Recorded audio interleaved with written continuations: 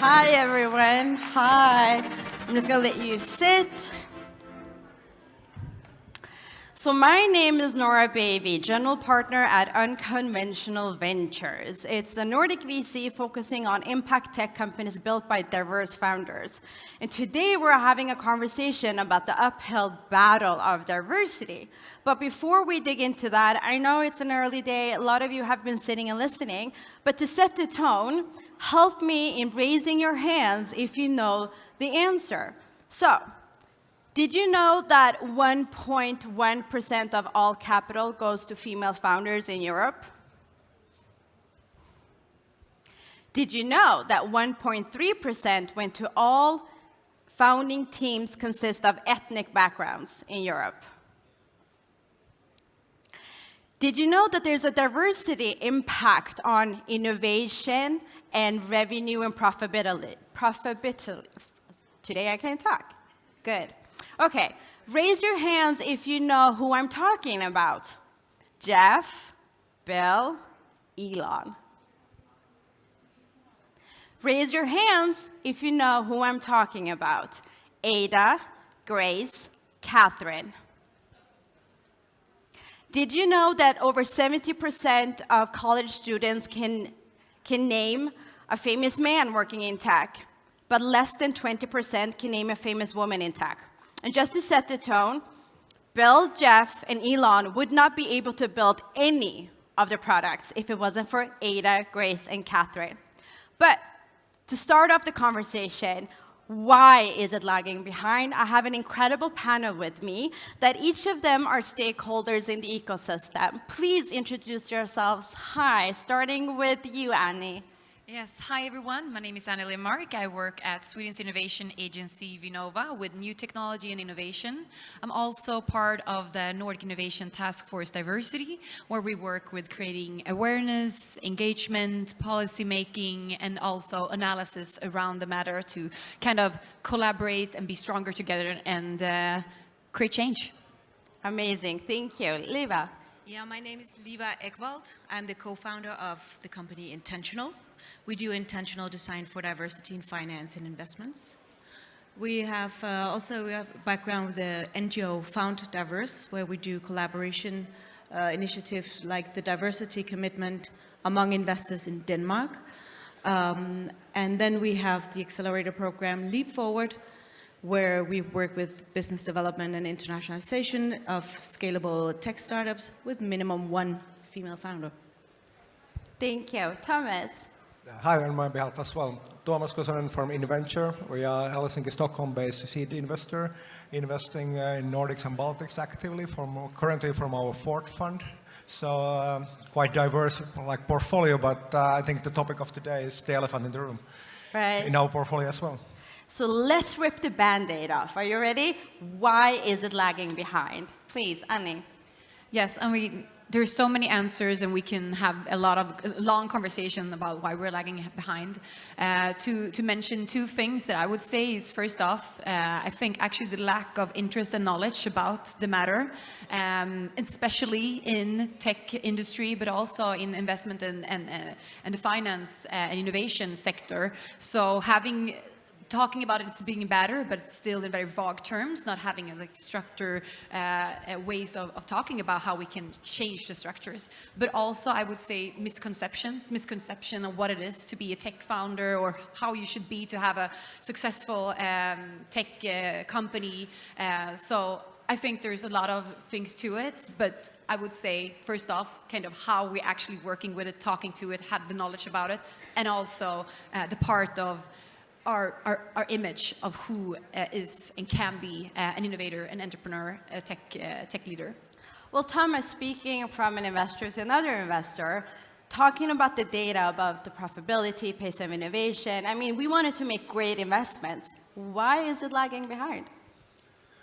Let's say so, we've been in the industry for 15 years, so it has changed a lot during that time. So when we started, there was no ecosystem, there was no events like this, the knowledge was very limited. It came from the universities and mainly from technical universities. Now we see much more diverse founding backgrounds. And the diversity is not only like the gender diversity, it's more like the age, race. We have like, so what changed our mind like 2-3 years ago quite a lot actually. We hired the talent director in-house. He's coming from a US background, representing minority himself. And that actually like opened our eyes. So diversity is much more than just like that you have like male or female founding, but like it has to be quite like broad mindset on that set. So you saw it when it was in-house. It became more obvious because of new representation coming in. Well, Liva, I mean, coming from you, working at, helping and supporting the ecosystem of investors to, go from talking about it to actually keeping a commitment and investing in it, in these type of founders, why is it still lagging behind? So I think there's different reasons why it lagged behind. There's historical reasons of, we can go back to, the Second World War, where women were working in tech, when men were out in wars, and then when the war ended, men came back into the workforce and women were sent home. And that, in that tech development, that's where tech education came in, and it was not the norm that women would choose to educate at that time in history. So that kind of structures that none of us were there to make that active choice, but even that kind of structures, plus bias, cultures, different cultural ways of understanding gender, race, etc., is all a combination of structures and culture that got us to this point. And when we work with investors, then we say, okay, so myths, stereotypes, history, whatever got us to this point. And then we look into if we unintentionally can design for inequality and monoculture, then how can we intentionally design for diversity and equality, right? If one thing is possible, so is the other. Yeah, they're right. And then look into and draw kind of a line in the sand and say, okay, we cannot balance out the past, but we can change the future. And that's why the diversity commitment is built upon, it's from May 1st, 2021.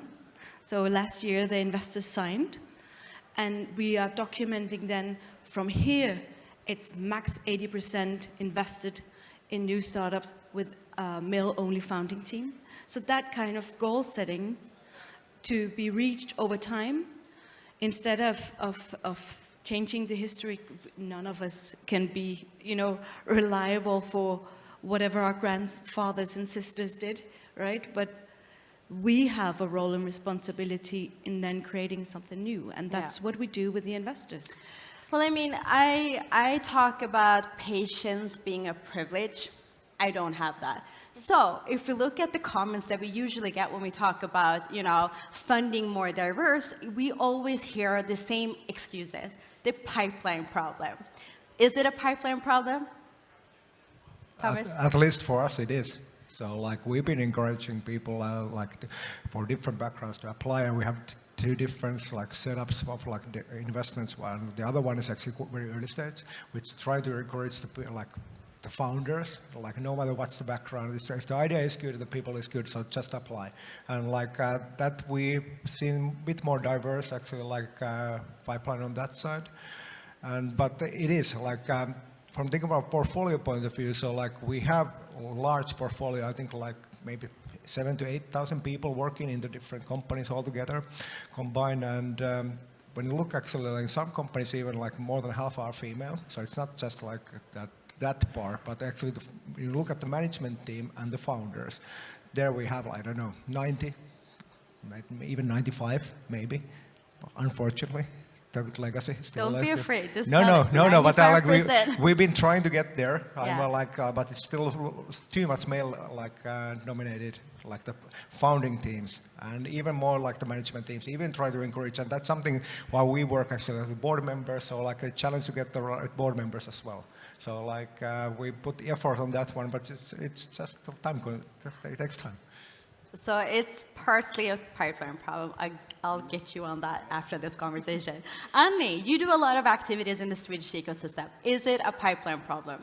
I would say it's not a pipeline problem. I would say, actually, I mean, I really think that we should, as you said, Liva, we need to kind of take another, the structure is what it is, and we need to like take a step back and look at this from another shed and like try to find new solutions to the problems. So I actually think that it's about to going the extra mile to change how it looks like right now. So I don't think it's a pipeline problem. I think we're actually should stop talking about it as a pipeline problem and thinking more about what can we actually do to change the outcome. Like we talk about it all the time also at Vinnova, Sweden's innovation agency, that with so many things, we need to innovate how we innovate. We need to change so many things from the ground when talking about reaching the sustainable society that we are aiming for. We need to rethink the whole food system, health system, and so is it with this also. We need kind of to zoom out and say that, okay, this is not working.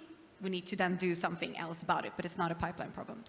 So most times when we talk about diversity in Europe, and obviously in the Nordics as well, we tend to talk about female founders and kind of missing intersectionality in the diversity aspects. And I appreciate you mentioned a couple of more aspects. And when we talk about the impact of diversity on revenue and pace of innovation, we talk about, you know, when adding female founders to the founding team, you kind of increases by 25%.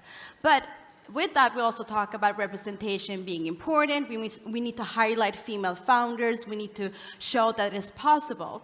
So one final question to the audience. Raise your hand if you know. Do you know who Ugur and Özlem are? So they are an immigrant couple, immigrated to Germany. They are the founders of BioNTech, the vaccine. If you know anything about them, you would know that they were part of the Nobel Prize in Medicine in 1996. So going back to representation and not seeing real representation being represented, going back to what examples are you yourself committing to increase the opportunity of building inclusive infrastructures? I would love to hear from Liva. Yeah, so definitely in Denmark, the conversation on diversity is a gender balance conversation in many ways. We started out calling our accelerator program Female Founders in Tech, just like this conversation, because women are the underrepresented in tech, and that was kind of, we were biased as well. So we had 14 companies. Of the 14 companies, 2 of them brought their male co-founders. Yet we were advising companies that had, let's say, if you had organized yourselves together, but I would only advise you on your business, that would actually exclude you, right? So we created a culture where a male founder would say, this is a female program, am I allowed to talk? Because I'm a man, right? So that was the first step where we realized we created a culture that we wanted to break and change. So we made the same mistakes as everyone else makes, but then in a different manner, right? So then we went on to calling it leap forward. We want to take a leap forward using that one parameter, female founder, minimum one female founder in founding team. And we explored that by setting that one criteria, we got access to diversity on age, on technology, on markets, of problems being solved, and on educational backgrounds. And if possible in Denmark, where we have a rather strict monoculture, even on ethnicity. So by setting that one parameter, got us access to others, and that, I think we will explore that further in our development, but being aware that what can one thing do, what would 2 or 3 parameters do in that context. And then also to find that, you know, move beyond, I most certainly attract white women, talent, female talent, right? Whether it is tech, whether it is communication, whether it's business or strategy.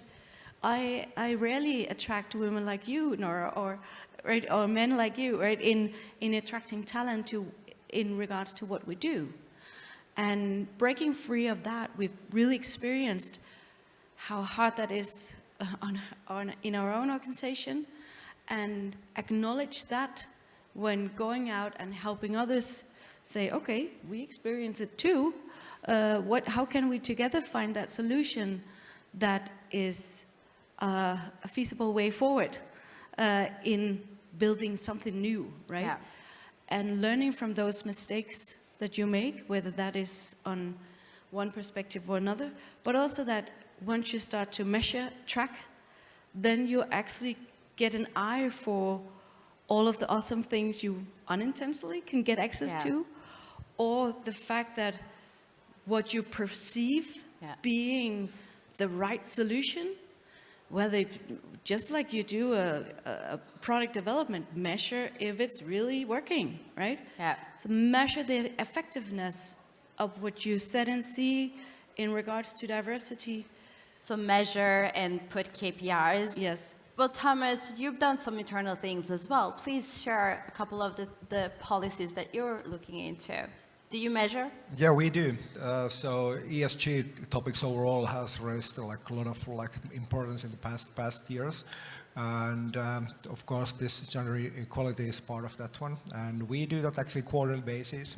And as exactly as you said, so like when the founders have to have eye on this topic, both on from the board, from the management team, different levels. So then they start actually improving their numbers, and it won't happen overnight, but actually you can see the trend actually which is happening there, and that's actually quite encouraging. You can make the difference from that perspective. You can find the talent also from a diverse background. And what we did internally as an investor, so when we started we were 4 guys, with more like the same age and similar background.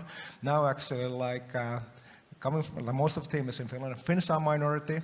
We have almost half-half, male-female, and actually that has improved the returns. At least I claim that way. So actually, when you look the first fund and the current funds, actually, of course, a lot of the other things has happened as well. But having a different mindset, if we thought ourselves, so if we all look at the world with same eyes and same background and same culture, it just doesn't fly that way. So we have to do something. And now actually the team is quite diverse. We are quite proud of that one. 6 different nationalities, and all the equality is part of how we build our teams. Yeah. So let me throw in this question. I know you do a lot of activities, and I really want to go back to what you're doing as well, but let me throw these burning questions. Are we investing in the best founders and best ideas?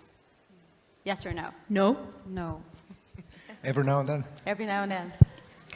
Please tell us how you're making sure to both attract and impact. Yeah, so since we're Sweden's innovation agency, we often want and talk about how innovation needs in a broad sense. Really, it's and broadening up what people think about when they think about innovation. That is so much about social impact. It's about hardware. It's about software. It's about processes, services. So broadening in the image of innovation, also broadening the image you may have of a typical innovator. But looking at what we're doing, we are funding and measuring and also evaluating a project, innovation and research project out of what we call first who, and then what, and then how. So the who is about, who is actually in the project team, because we are funding projects, not companies, it's important to say. But in these projects, who is having the power of the project results, who is actually doing the job, who is having the influence in the projects, in the journey. We also have a criteria about that. We measure that, and then we also look at the what is actually going to be created within this project, and in what sectors, for whom is this product actually going to be used by, and is that there we kind of spur with the projects about having a norm-critical perspective, trying them also to look above or beyond what they think are their core target group. And then the what or the how is how we actually internally work with assessments, where we work, for example, with conscious bias tests, with evaluators. We work with trainings around diversity and how to look and review these projects in the best possible way. And then On top of that, we try to sometimes do more specifically calls looking for example, we had a hackathon, AI promoting gender equality, trying to put like a light on these different kinds of challenges that we have, and also pushing policies and other actors joining in the way that is possible for them. Well, obviously, the ESG or SDGs, the 17 sustainability goals, has been on everyone's agenda for, I mean, I think that kind of accelerated for the last 2 years, and obviously with the current events, even more.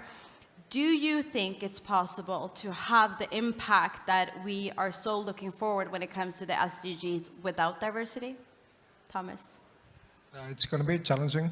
So like just the mindset is different when you have people with like different views and values. I think values is something which is driving actually to change much more, that you have to, if you have to push it, it doesn't happen. It does, at least that's not sustainable. But when people who actually are looking for the impact and like to change, so like that keeps it like happening, and like it's good for, I think we need it. So it's like half of the population are like different genres, so like we just have to have everybody like working for the same causes. So, yeah.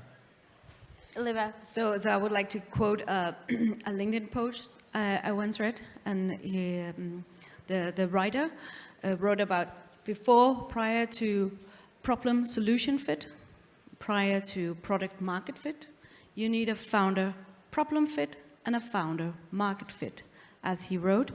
Because if he does not understand the problem, he will not solve it.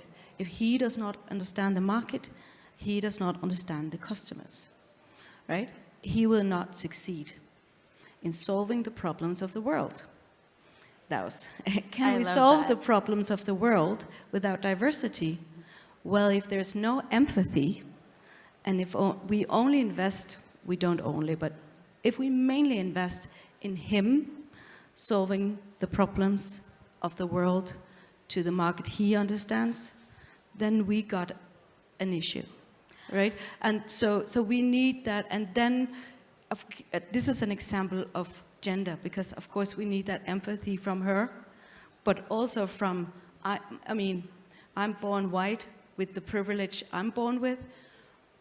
I can try to understand, but I won't understand, right? So we need to also invest in different ethnicities, different educational backgrounds, different socioeconomic backgrounds, because these elements are all very important in having that core problem understanding and core market understanding that goes as like the first step for being a successful founder.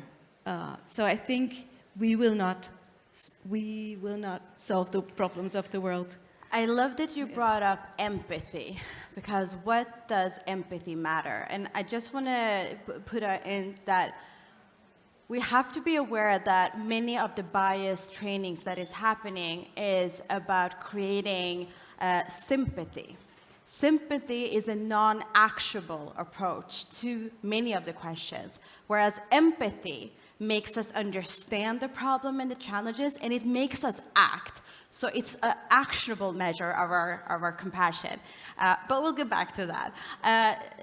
Annie, please, is it possible to have impact without diversity, or working with the sustainability goals without diversity?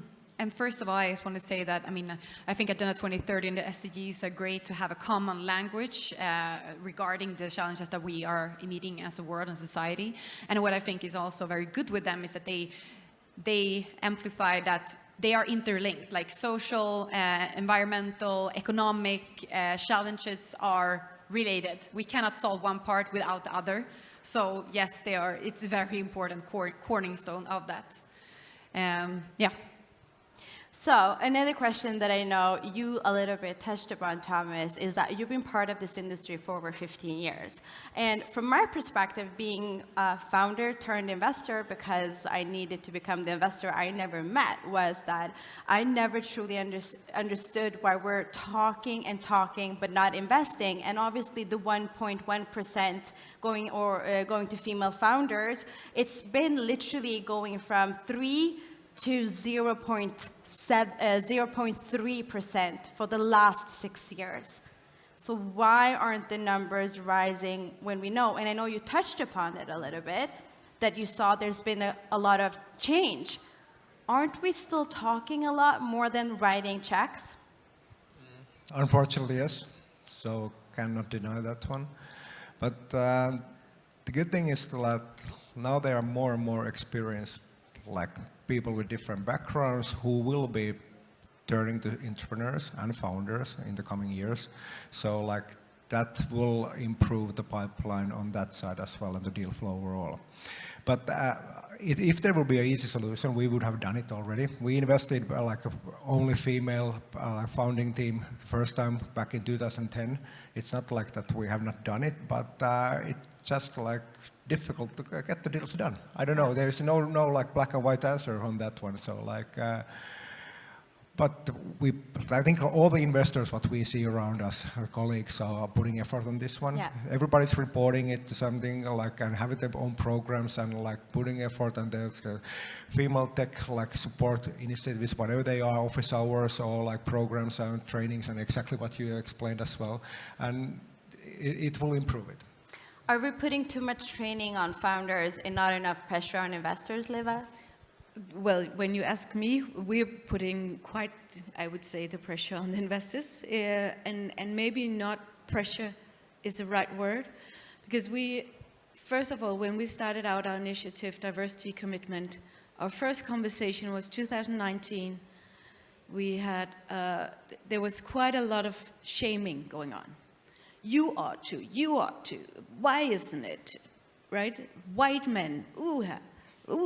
And women are just, insecure. They need, almost cognitive therapy before coming to found. I don't know.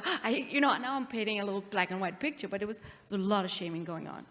And so we were having Women's Entrepreneurship Day, and we really wanted to have a stage of 50-50 men and women on stage. But the men were like, I'm not going to go sit up there and being shamed for not doing enough, right? That's not who I am. So first off, we wanted to change the conversation. We made 7 guiding principles of having a conversations. Principle number 1, avoid generalizations about men and women. Women are not scared, men are not blind, we are all biased, and we all have doubts. Right? Take that off the table. So we stop pointing fingers, right? And also avoid fixing men or women. Start fixing structures and processes, right? Having that approach, and that way of approaching, like also acknowledging, okay, something went on, so we got to this point, and more speak to the role and responsibility of everyone. Okay, so from where I stand, here I have an NGO, what can I do? From where you stand as an investor, what can you do? You are an advisor, you are a founder, so that it is not either the responsibility of the founders themselves to be fixed, nor it's the whole entire startup ecosystem. If you are part of that, you have a role and responsibility. And in that approach, using those guiding principles that are publicly shareable for everyone can start using that today. That's how we got the human beings, because venture capitals are as such not a instrument, right? They're human beings. We can see here sitting on stage. Also wanting to feel safe and feel acknowledged when entering a space and going into a transformational conversation. And from there say, okay, so if the data is like this, and this is the potential, what can we do? And what can you agree on? And how can you commit to each other so that you don't, when it comes to structures, just like green transition, if one company in here goes, want to go CO2 neutral, that's not going to make the cut, right? We really need that. Sorry to cut you off. Just one last, I really want to get this question. So Annie, from your perspective, how is the ecosystem doing? From my perspective, I mean, it is daily I ask myself how we can be lagging behind so much in these matters. At the same time, I think that, I mean, the conversation is at least going and it's rolling, but we need really to start putting pressure on other financiers and investors to add assessment criteria, to evaluate, to also start talking about this in a more structured way. And we also need to be, like, as you said, and as we talked about, we all have biases, we all have attitudes and behaviors that we need to be aware of, and we need to kind of have knowledge about that and put ourselves in other shoes in order to kind of move forward. So, yeah. Thank you. I want to leave us all with that it's not about if you are working for it or not. It's a whole spectrum of 100%. So where are you on the 100%? No one is 100%. So just get started and get moving percentage by percentage. Thank you so much for taking the time. Thank you for the panel, for your incredible insights, and obviously thank you to TechChill and Nordic Council of Ministers of Latvia. Thank you, everyone. Thank you. Thank you.